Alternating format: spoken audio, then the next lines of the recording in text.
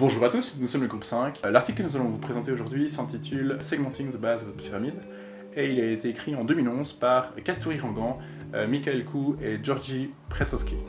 Il est issu de la revue Harvard Business Review. Notre présentation s'articule en deux grandes parties qui sont la présentation de l'article et un cas concret, en l'occurrence Danone. L'article est découpé en plusieurs sous-parties qui sont la segmentation par niveau de vie, la segmentation par rôle de création de valeur et les bonnes pratiques à adopter par les entreprises pour réussir son implantation à la base de la pyramide. Enfin, la partie sur Danone explique un cas concret.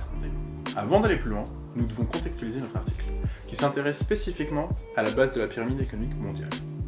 Pyramide composée du revenu annuel individuel de tous les habitants de la Terre.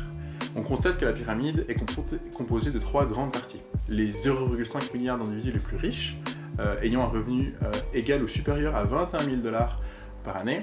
La deuxième catégorie d'individus regroupant 2 milliards d'individus, gagnant un revenu entre 3 260 et 21 000 $. Et enfin, la catégorie la plus pauvre, regroupant près de 4 milliards d'individus, ayant un revenu entre 0 et 3 200 $.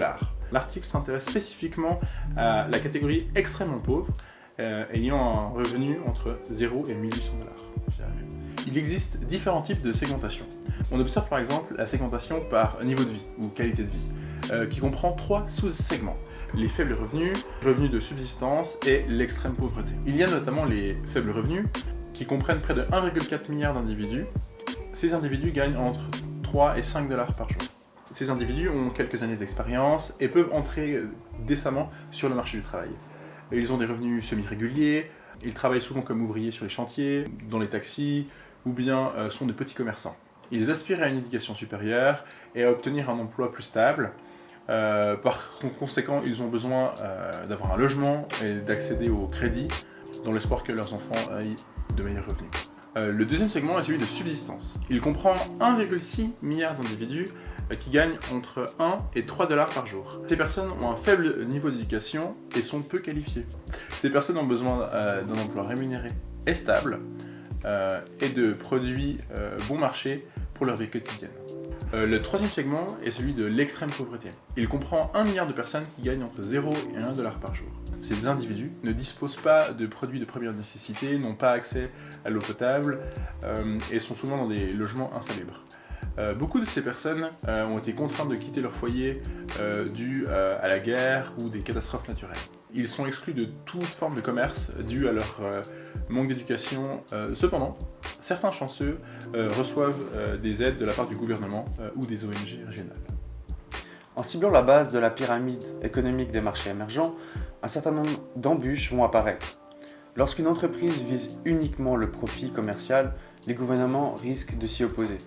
Si une entreprise ne développe pas son activité, les profits vont forcément rester maigres. Ou encore, lorsqu'une entreprise se concentre trop sur l'impact social, l'activité engendre un moindre revenu et est reléguée au département de responsabilité sociale de l'entreprise. Le but de cet article est de nous montrer une façon de survivre dans cet environnement inhospitalier. En liant son propre succès financier à celui de ses clients, une entreprise est capable de générer du profit. Les bénéfices de la communauté sont l'acquisition de services de base ou l'augmentation de leurs revenus, entraînant ainsi une augmentation de la consommation et de la demande, permettant ainsi aux entreprises de continuer leur croissance. Le but de l'article est de nous montrer une façon de survivre dans cet environnement inhospitalier. En liant son propre succès financier à celui de ses clients, une entreprise est capable de générer du profit.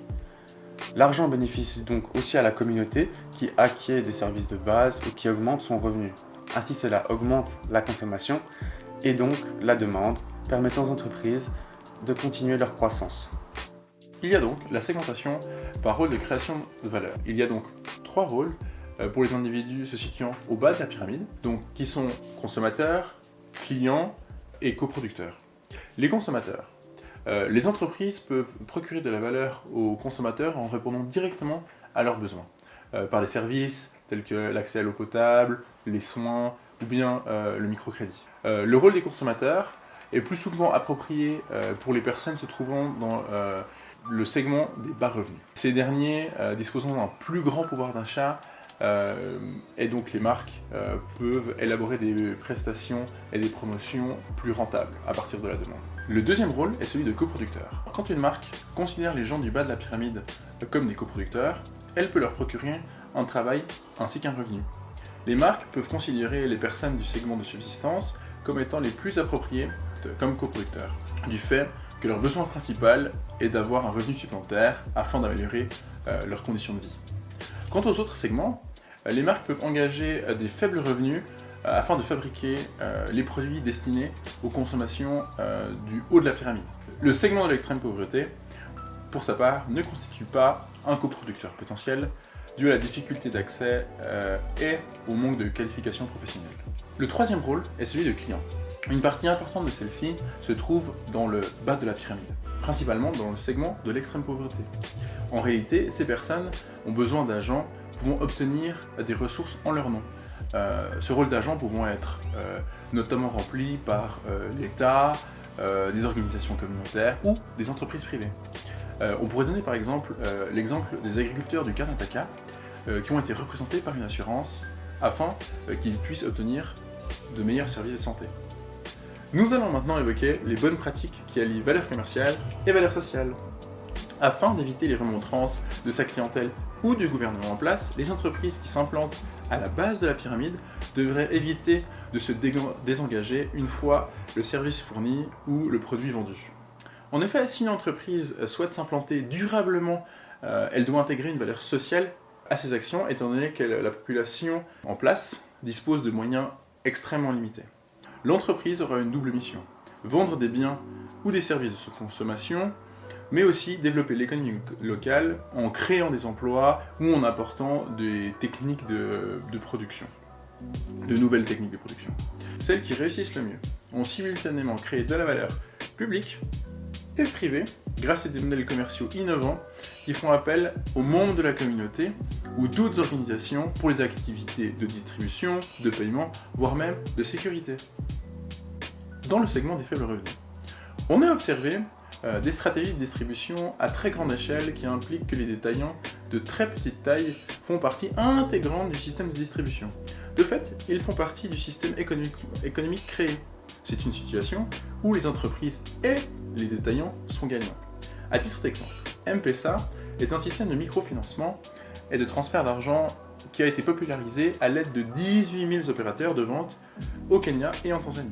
Les opérateurs agissent comme point de vente et comme intermédiaire bancaire. Ce système a donc permis à des millions d'individus d'accéder au système financier formel, ce qui a contribué à réduire la criminalité liée à l'échange d'argent liquide. De plus, cela a permis aux opérateurs de vente d'augmenter leurs revenus et à l'entreprise Vodafone qui détient M-Pesa de s'enrichir. Dans le segment de la subsistance, on constate que les gens manquent d'informations essentielles sur les nouveaux produits ou sont réticents à les adopter. Les entreprises doivent créer une demande pour des catégories entières de nouveaux produits. Un exemple, qui peut paraître trivial, mais très parlant, est celui du purificateur d'eau. Unilever a produit un purificateur d'eau qui permet à des millions de foyers n'ayant ni eau courante ni électricité d'avoir de l'eau saine à la consommation. Seulement, nombreux sont les foyers qui ne sont même pas conscients des bienfaits de l'eau saine. Et pour ceux qui le seraient, ils préfèrent faire bouillir de l'eau, qui est un investissement à moindre coût dans la mesure où un purificateur d'eau coûte près de 22 $. Afin d'éduquer les populations à la nécessité d'utiliser un purificateur, l'entreprise fait appel à des ONG régionales. Dans le segment de l'extrême pauvreté, la grande majorité de toute forme de service est absente, que cela soit au niveau de l'éducation, de la santé ou tout simplement de l'accès à l'eau. Les entreprises n'ont pas d'autre choix que de conclure des partenariats avec le service public afin qu'elles puissent couvrir une partie des frais en offrant des subventions ou l'exclusivité sur un marché. Les profits sont rares, et cela même à long terme.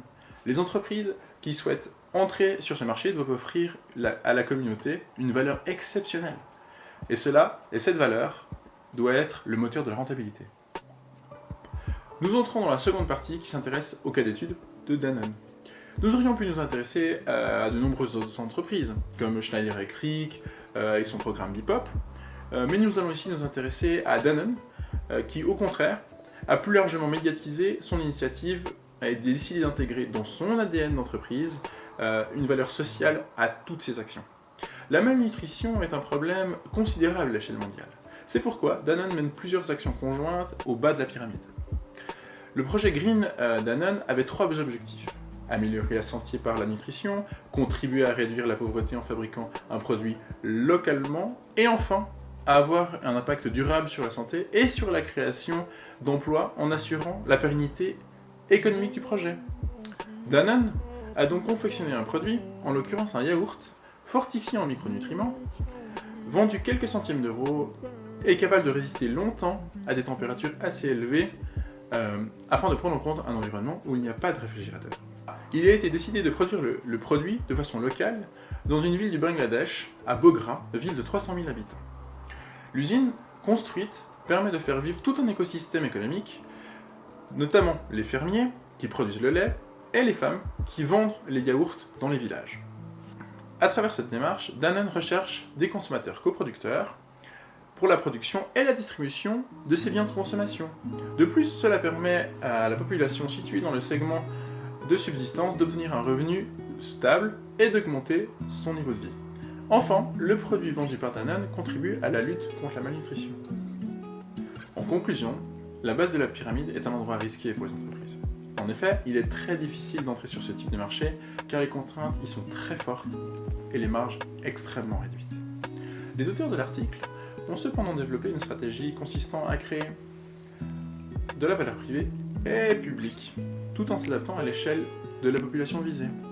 Il est nécessaire de posséder ces 3 éléments afin de franchir les obstacles récurrents de la base de la pyramide. Merci à tous pour votre attention, c'était le groupe 5.